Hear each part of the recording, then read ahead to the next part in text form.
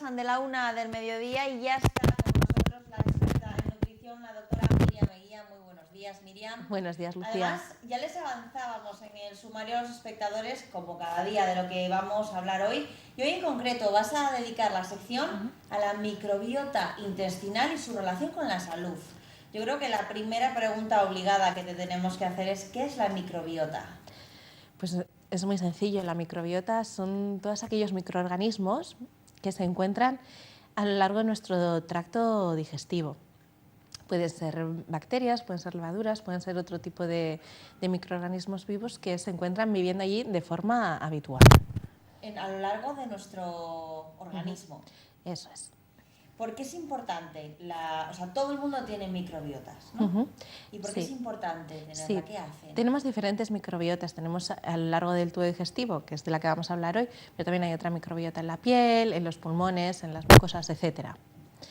Es importante la microbiota intestinal, que es la que nos ocupa hoy más, que es la que se encuentra en el intestino. Pero a lo largo de todo el tubo digestivo tenemos diferentes tipos de bacterias. Tenemos bacterias en la boca, tenemos bacterias en el esófago, tanto a nivel del estómago como del intestino delgado y del grueso. Es muy importante la flora del intestino grueso a la hora de las digestiones. Una de las funciones más importantes de las bacterias intestinales es que nos ayudan a digerir ciertos alimentos. También nos ayudan a producir algunas vitaminas, como son la vitamina B, la vitamina K. Ayudan a fortalecer el sistema inmunitario, ya que a nivel del intestino se produce una barrera entre el exterior y el interior del organismo de la que estas bacterias nos defienden. ¿Cómo evolucionan estas microbiotas, Miriam? Cuando los fetos están en el vientre materno, no tienen una colonización hecha de los intestinos. Se van a ir colonizando en el momento de nacer. En el momento del parto, cuando pasan a través del canal vaginal, van a colonizarse y van a adquirir bacterias, tanto del canal vaginal de la madre, bacterias fecales, también de la mama. Y los bebés lactantes van a seguir adquiriendo bacterias mientras están lactando.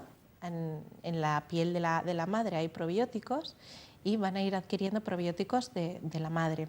De ahí que se ha estudiado que hay una gran diferencia en la colonización de los intestinos en bebés que son lactantes con una lactancia materna exclusiva y una lactancia de biberón, ¿no? con leche de fórmula. Y esto también va a determinar a largo plazo cuál va a ser la salud del individuo. Sabemos ya que hacia los... ¿Tanto nos pueden decir las microbiotas? Sí, las bacterias son de diferentes especies y van a tener una carga genética diferente. Es decir, esta carga genética va a dotar a cada intestino, a cada individuo una salud intestinal diferente.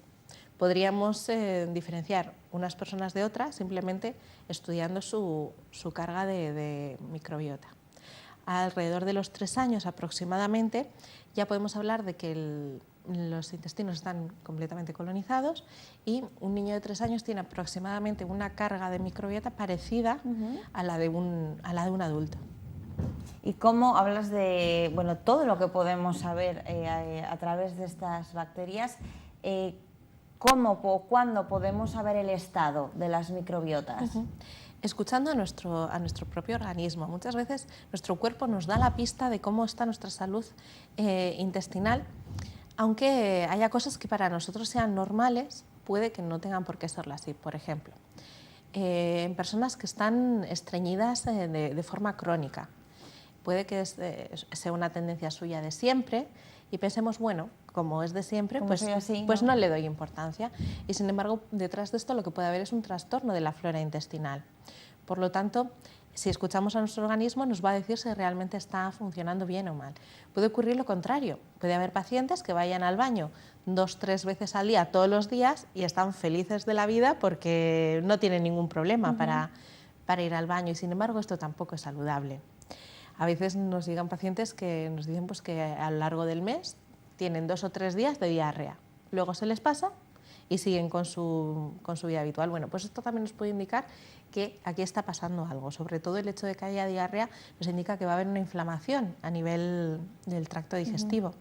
Por lo tanto, seguramente es muy probable que haya una alteración en el equilibrio de esa microbiota. ¿Y qué tenemos que hacer en esos casos, Miriam, por ejemplo?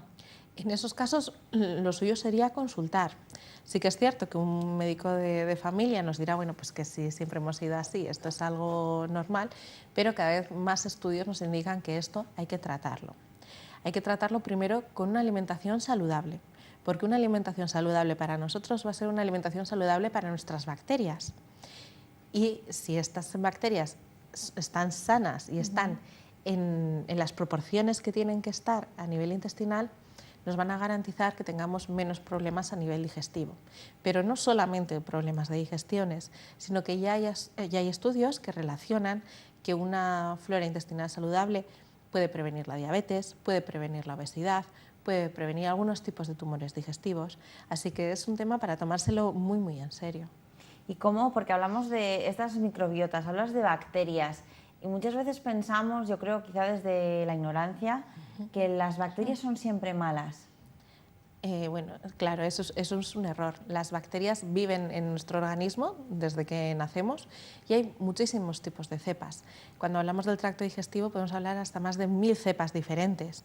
Lo interesante es que estas cepas se encuentren en equilibrio. Siempre va a haber alguna cepa patógena que esté por ahí porque nos hemos contaminado en algún momento, pero si nuestras bacterias saludables están en los niveles que se tienen que encontrar, vamos a ser capaces de desplazar esas bacterias patógenas sin necesidad de ponernos enfermos. Es más, incluso cuando esa contaminación es más grande, por ejemplo una gastroenteritis, si nuestra salud intestinal es adecuada, vamos a tener síntomas de expulsión de esos patógenos, ¿no? De vómitos, de diarreas, una ayuda que tiene nuestro organismo para liberar todo ese tipo de patógenos. Si nuestras bacterias saludables están en equilibrio, todo esto lo vamos a llevar de una forma casi sin darnos cuenta, porque entre ellas van a ser las que expulsen a las patógenas y permanezcan las saludables. Si este equilibrio no está como debería, las bacterias patógenas van a ir ganando terreno, estas infecciones van a ser más largas en el tiempo y lo que podía ser un proceso autolimitado pues nos puede llevar a que dure 4 o 5 días de malestar y además teniendo consecuencias a largo plazo. O sea, Miriam, lo ideal es que conservemos nuestras microbiotas de una manera saludable. Hablabas antes de la alimentación, que tan importante es una alimentación saludable. ¿Qué consejos les podemos dar a los espectadores para hacerlo bien y así que estén en buen estado? Mira, aquí tenemos que diferenciar entre probióticos y prebióticos. Son los dos tipos de ayudas que podemos dar nosotros a la hora de corregir los trastornos de la flora intestinal. Se diferencian básicamente en que los prebióticos son la fibra fermentable que llamamos en ocasiones para el crecimiento y el buen hacer de las bacterias intestinales. Y los probióticos son aquellas cepas que nosotros damos desde fuera para corregir este equilibrio. En cuanto a los prebióticos, podemos encontrar prebióticos en los alimentos que tomamos en nuestra vida diaria, por ejemplo en las frutas. Frutas ricas en prebióticos son la manzana, la ciruela y el plátano. Las verduras, el ajo, la cebolla, el puerro, el espárrago son muy ricas en fibras prebióticas. Cuando hablamos de los cereales integrales, no todo el grano nos va a ayudar con la flora intestinal, sobre todo nos va a ayudar el salvado de los cereales. Y también nos pueden ayudar mucho la fibra de los frutos secos, por ejemplo, las almendras. Una dieta saludable en la que incluimos frutas, verduras, frutos secos, nos va a ayudar a que estas fibras prebióticas conserven una flora intestinal mucho más intacta. O sea que si introducimos este tipo de alimentos en nuestra dieta, en nuestro día a día, poco a poco, ayudaremos de esta manera a conservar nuestras microbiotas de una manera saludable, ¿no? Efectivamente. Por un lado esto y por otro lado también tenemos que tener en cuenta los factores que pueden hacer que se desequilibre la flora intestinal, como puedan ser una alimentación rica en procesados, Y esos alimentos procesados que tanto hablamos, Miriam. Efectivamente, estos no son un buen alimento para las bacterias saludables, sino que alimentan más a las patógenas. ¿Por qué? Porque sobre todo son muy ricos en azúcares. Estos productos ricos en azúcares pueden hacer que se desequilibre la flora intestinal. Tenemos que tener cuidado con los medicamentos que tomamos. Por ejemplo, importante, Miriam, eso. Por ejemplo, los antibióticos. Los antibióticos matan las bacterias que nos pueden causar una infección en un momento concreto, pero también matan bacterias saludables. Por eso muchas veces cuando te recetan un antibiótico, te dan un probiótico, ¿no? Efectivamente, para poder reponer todas esas cepas que estamos matando con el antibiótico. Pero no solamente los antibióticos afectan a la flora intestinal.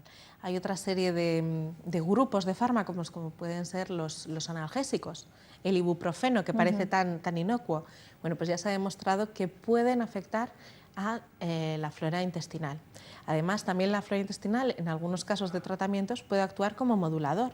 Es decir, si no tenemos una flora correcta, puede que haya algunos fármacos que no nos hagan el efecto que tendrían que hacer, o al revés, esta flora intestinal desequilibrada puede hacer que aumente la toxicidad de estos fármacos en nuestro organismo.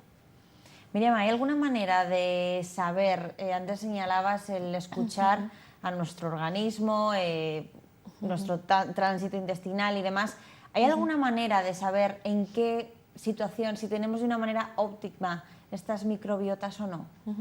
Bueno, en general, cuando una persona se siente saludable, puede que todo vaya bien. Pero si esta persona se siente saludable con un mal hábito de vida y con un estrés, el estrés también afecta a las bacterias intestinales, puede que esté pasando algo.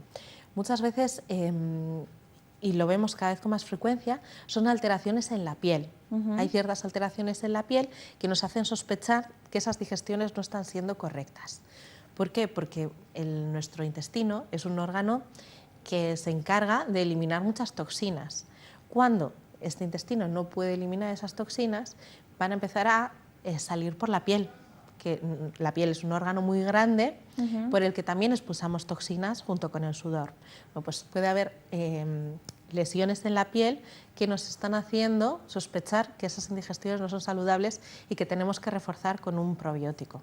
Es importantísimo que nos observemos, que escuchemos a nuestro organismo y que nos tomemos en serio todas estas cosas. Eso es fundamental, y yo creo que llevamos ya unos años de muchísima investigación en este terreno, pero en los años futuros, hablo de 2, 3, 5 años, todo esto va a estar a pie de calle y vamos a aprender incluso a manejar. Y lo vamos a ver de manera más cercana, ¿no, Miriam? Sí, porque, sí. Por ejemplo, cuando tú nos vas explicando todo este tipo de temas, quizá para muchos suene como microbiota. ¿Qué son las microbiotas? Y con eso te refieres también que en un futuro a corto plazo lo vamos a empezar a hablar y nos vamos a familiarizar con ello, ¿no? Sí, porque está tan relacionado con muchas patologías que vemos en nuestra vida diaria, que los propios pacientes, pues como tú ahora me comentabas, cuando me recetan un antibiótico me ponen un probiótico.